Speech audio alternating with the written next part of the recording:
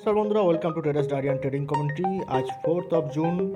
Nifty 50 previous day থেকে 22.22 point মতো ওপরে ওপেনিং হয়। ঠিক 15,712-তে ওপেনিং হয়। প্রথম দিকে কিছুটা ফ্রেশ বাইং লক্ষ্য করা যায়, কিন্তু পরবর্তী ক্ষেত্রে একটা প্রেসার আসে, একটা সেলিং প্রেসার আসে, প্রফিট বুকিং বলা যেতে পারে, বেশ ভালো একটা প্রফিট বুকিং আসে।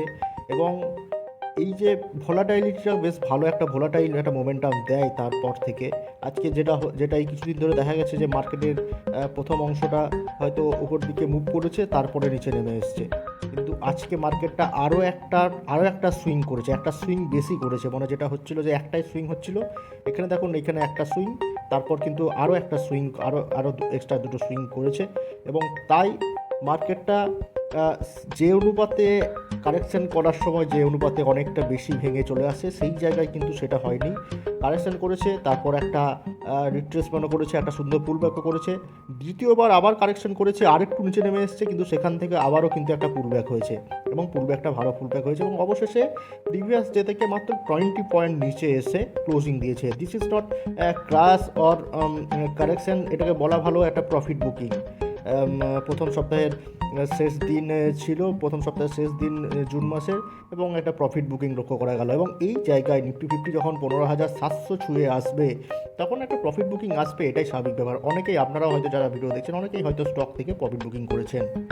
চলে আসছে ক্যান্ডেলস্টিক চার্টে। প্রথমবারের জন্য নিফটি 50 লাইফ টাইম হাই আছে, কিন্তু আবার একবার স্পর্শ করেছে প্রথমবারের জন্য 15,733 পয়েন্ট ছুঁয়ে আসতে পেরেছে। আজকে সবচেয়ে হাই পয়েন্ট যেটা ছিল সেটা ছিল 15,733, 15,733 ইজ দ্য হাইয়েস্ট পিক। এবং আমি টেলিগ্রাম চ্যানেলে পরপর দুটো জায়গায় আমি আপনাদেরকে মেনশন করেছিলাম। ঠিক এই জায়গায় বলেছিলাম যে এই জায়গায় এসে একটা সাপোর্ট নেবে কিনা, অর্থাৎ 15,675। ঠিক সেই জায়গায় কিন্তু একটা সাপোর্ট না নিয়ে ভেঙে আসে, এবং 25 পয়েন্ট নিচে, মাত্র 25 পয়েন্ট নিচে এসে কিন্তু 15,650 এসে কিন্তু একটা সাপোর্ট নেয়। সাপোর্টটা নেওয়ার পর আবার যখন রিট্রেসমেন্ট করে ওপর দিকে ওঠার চেষ্টা করে, তখন কিন্তু দেখা যায় যেটা আগে সাপোর্ট হবে ভাবছিলাম যে 15,775টা, সেইখানে এসে একটা রেজিস্ট্যান্স করে।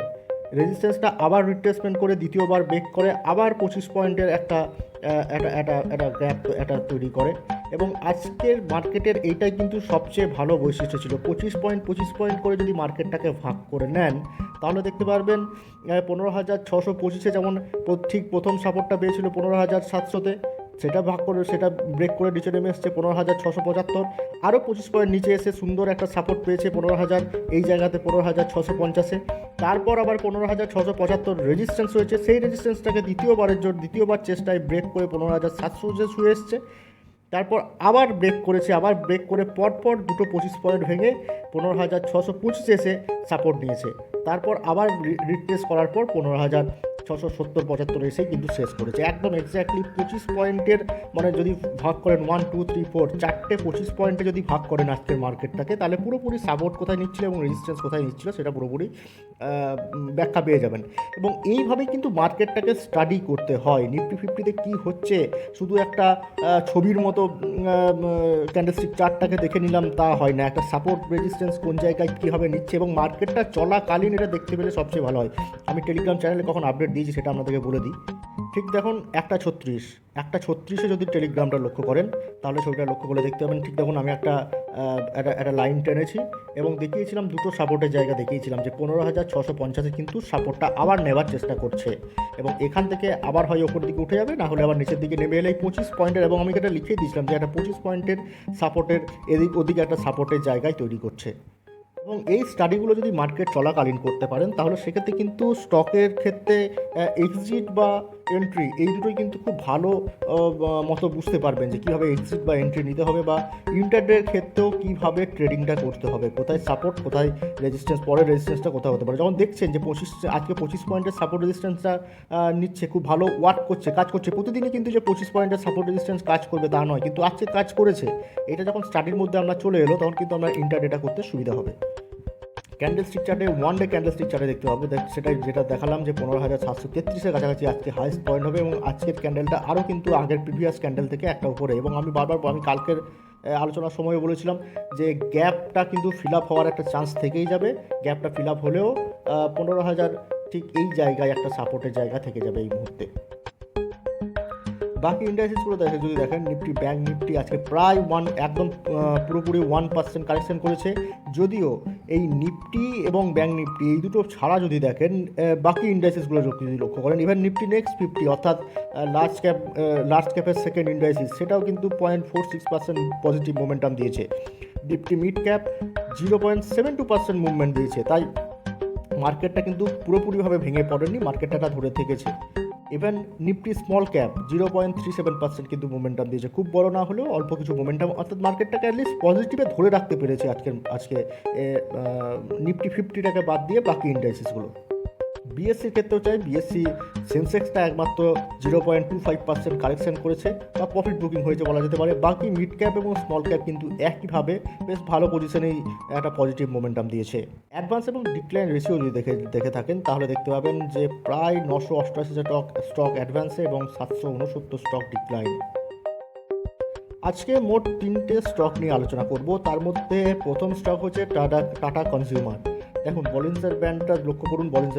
বলিঞ্জার ব্যান্ডের আজকের ক্যান্ডেলটা বলিঞ্জার ব্যান্ডের ওপরে ক্লোজিং দিয়েছে অলমোস্ট, এবং একটা র্যালি কিন্তু অলরেডি হয়ে গেছে।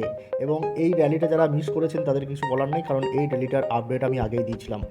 দেখুন, একটা ট্রেড লাইন টেনেছি এবং সেই ট্রেড লাইনটা এই মুহূর্তে সাপোর্ট রেজিস্ট্যান্সটা ব্রেক করার খুব ভালো চান্স আছে। আর একটা ক্যান্ডেলের রেজিস্ট্যান্সটা ব্রেক হয়ে যাওয়ার ভালো চান্স আছে এবং 700 আসার জায়গা আছে। আমি কোন জায়গায় বলেছিলাম টেলিগ্রাম চ্যানেলে, সেটা আবার আপনাদেরকে দেখিয়ে দিই। টেলিগ্রাম চ্যানেলে যারা আমাকে ফলো করেন তারা কিন্তু 28 মে কিন্তু তারা আমি যে টাটা কনজিউমার বলেছিলাম সেটা তারা জেনে যাবেন।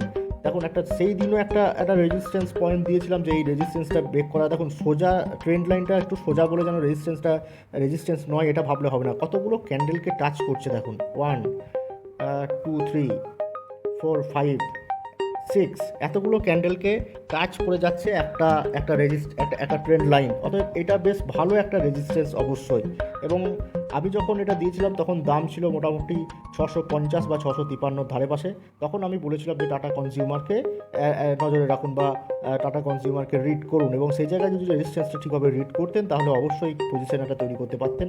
যাই হোক, এখনও একটা চান্স আছে, এখনও মনে হচ্ছে একটা চান্স তৈরি হতে পারে, তবে ওয়েট করতে হবে এর পরের ক্যান্ডেলটার জন্য। কালকের আমি দুটো ভিডিও আপলোড করেছিলাম এবং তারপর একটা বিষয় আমাকে একজন নোটিস করিয়েছে যে বাইং পজিশনটা কোন জায়গায় হবে। দেখুন, আপনার একটা নিজস্ব সেট আপ থাকবে যে এটা হয়তো 50-ডে মুভিং অ্যাভারেজ, 200-ডে এক্সপোনেনশিয়াল মুভিং অ্যাভারেজ এবং বলিঞ্জার ব্যান্ড এবং RSI, এই 2-3টে বিষয় আপনি যদি অ্যাক্টিভ ফরম্যাটের মধ্যে পান তাহলে সেই জায়গায় আপনি কনফার্মেশন এই 3-4টে বিষয় থেকে, তবে 3-4টে প্যাটার্ন থেকে যদি আপনি কনফার্মেশন পান, সেক্ষেত্রে আপনি একটা স্টক বাই করবেন। এইবার স্টকটা বাই করবেন কনফার্মেশনের ক্ষেত্রে confirmation candle is a important things. Confirmation candle কোনটা? দেখুন, এই ক্ষেত্রে টাটা কনজিউমারের যে ক্যান্ডেলটা অবধি আজকে লাস্ট তৈরি হয়েছে এবং আপনি এই ক্যান্ডেলটা ধরে আজকে রেজিস্ট্যান্সটা তৈরি করছেন, কনফার্মেশন ক্যান্ডেল কি হবে? পরের ক্যান্ডেলটা কিন্তু ওপরে খুলবে, পরের ক্যান্ডেলটা ওপরে একটু কিছুটা হলেও গ্যাপ আপ খুলবে বা ওপরে খুলবে বা পজিটিভ, অ্যাটলিস্ট পরের ক্যান্ডেলটা যদি সারাদিনও আপনাকে টেস্ট করতে হয় তাহলে সেক্ষেত্রে ক্যান্ডেলটা কিন্তু গ্রিন একটা ক্যান্ডেল তৈরি হবে। পরের দিন যদি হুট করে মার্কেটটা 1%-2% কারেকশন করে একটা 50 পয়েন্টের বা 20-30 পয়েন্টের একটা বড় রেড ক্যান্ডেল তৈরি করে যায়, যেমন প্রিভিয়াসলি এই ক্যান্ডেলগুলো তৈরি করেছিল, সেরকম যদি একটা ক্যান্ডেল তৈরি করে দেয়, যেমন এই রেড ক্যান্ডেলটা একদম এক্স্যাক্টলি সেই জায়গায় তৈরি হয়েছিল, সেরকম ধরনের যদি একটা রেড ক্যান্ডেল তৈরি করে দেয়, সেক্ষেত্রে কিন্তু আপনার এন্ট্রিটা আরও একটু পরে হয়ে যাবে। সেক্ষেত্রে আপনাকে খুঁজতে হবে নেক্সট রেজিস্ট্যান্স পয়েন্ট কোন জায়গায়, সেক্ষেত্রে খুঁজতে হবে নেক্সট সাপোর্টের জায়গা কোন জায়গায়, কারণ এরপরে কিন্তু নেক্সট সাপোর্টটা অবশ্যই নেবে। এখানে একটা সাপোর্ট থাকবে এই জায়গায় এবং তারপর থাকবে নেক্সট সাপোর্টটা কোন জায়গায় সেটা কিন্তু খুঁজতে হবে। এবং এই ক্ষেত্রে মানতে হবে যে ব্রেকআউট ফেলিওর হলো। নেক্সট যে স্টকটা আলোচনা করব, হিন্দুস্তান জিঙ্ক। দেখুন, ট্রেন্ডটা লক্ষ্য করুন, ট্রেন্ডটা কিন্তু আপ ট্রেন্ডেই আছে। ট্রেন্ডটা কিন্তু আপ ট্রেন্ডেই আছে, অর্থাৎ উপর দিকেই কিন্তু মুভমেন্টটা করছে। এরকম একটা জায়গায় যদি একটা প্যাটার্ন তৈরি হয়, একটা ফ্ল্যাগ প্যাটার্নও যদি তৈরি করে দেন, যদি তৈরি হয়ে যায়, তাহলে কিন্তু একটা ব্রেকআউট পসিবিলিটিস থাকবে। এবং তার সাথে সাথে যে ট্রেন্ড লাইনটা টেনেছি হয়তো আবারও বলছি, সোজা একটা লাইন টেনেছি, এটা সাপোর্টের জায়গায় থাকবে। এবং ইন্টারেস্টিং ব্যাপার হচ্ছে যেটা এর আগে যেটা রেজিস্ট্যান্সের জায়গা ছিল, ঠিক এই জায়গাটা, সরি এটা হচ্ছে না, 1 মিনিট আরও একবার নিই, ঠিক এই জায়গায় যেটা, এই কালো দাগটা যদি লক্ষ্য করেন, এটা যেটা আগে যেটা সাপোর্ট ছিল, আগে যেটা সাপোর্ট জোন ছিল, সাপোর্টটা কিন্তু এই মুহূর্তে, সরি রেজিস্ট্যান্স জোন ছিল, এটা ছিল রেজিস্ট্যান্স, এইটা ছিল রেজিস্ট্যান্স জোন। সেই রেজিস্ট্যান্স জোনটা বর্তমানে কিন্তু অ্যাজ এ সাপোর্ট কাজ করছে, অর্থাৎ এর যে প্রাইস অ্যাকশনটা সেটা শিফট হয়েছে নিচের থেকে ওপরে। খুব একটা ইম্পর্টেন্ট বিষয় বলছি, লক্ষ্য করে দেখুন, সাপোর্ট জোনটা রেজিস্ট্যান্স জোনে তৈরি হয়েছে, মানে প্রাইস অ্যাকশনটা কিন্তু নিচের থেকে উপরে গেছে, অর্থাৎ এইটা যদি ধরে রাখতে পারে তাহলে একটা ভালো ট্রেডিংয়ের জায়গা তৈরি করতে পারে। 3 নম্বর সবশেষে আলোচনা করব টাটা কেমিক্যাল।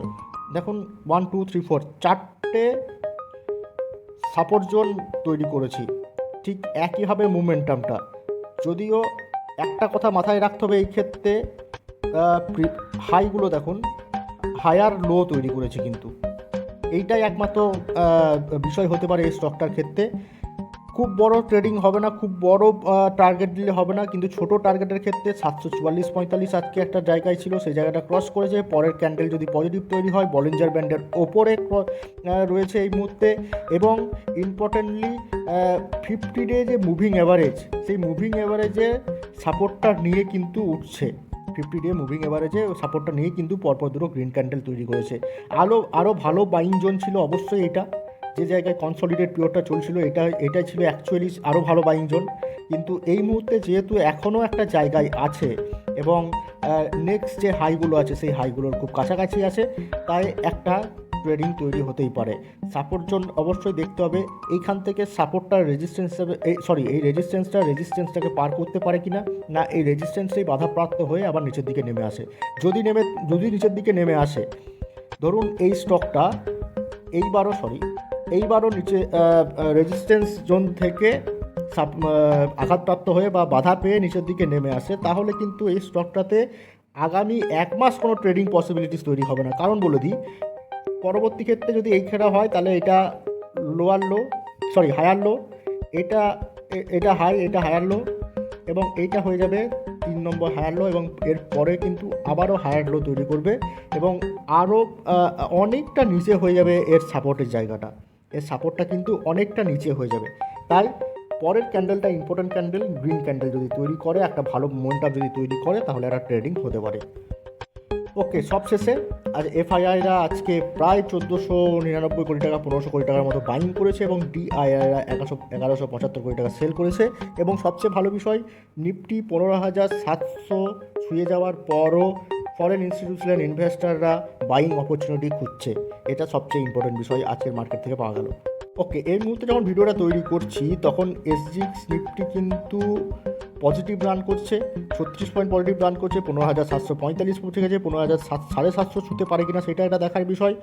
ন্যাসড্যাক যদিও লাস্ট ট্রেডিং সেশনে কারেকশন করেছে, ইউরোপিয়ান মার্কেটটা অলমোস্ট ফ্ল্যাট, এবং বাকি এশিয়ান মার্কেটটা অলমোস্ট মিলিয়ে মিশিয়ে, জাপানিজ মার্কেট নেগেটিভ রান করেছে, তাইওয়ান মার্কেট নেগেটিভ রান করছে, বাকি দুটো অলমোস্ট ফ্ল্যাট। আজকের মতো আলোচনা এখানেই শেষ করছি। চ্যানেলটিকে সাবস্ক্রাইব করুন এবং বেল আইকনটি প্রেস করুন যাতে পরবর্তী ভিডিওগুলো পেয়ে যান। ধন্যবাদ।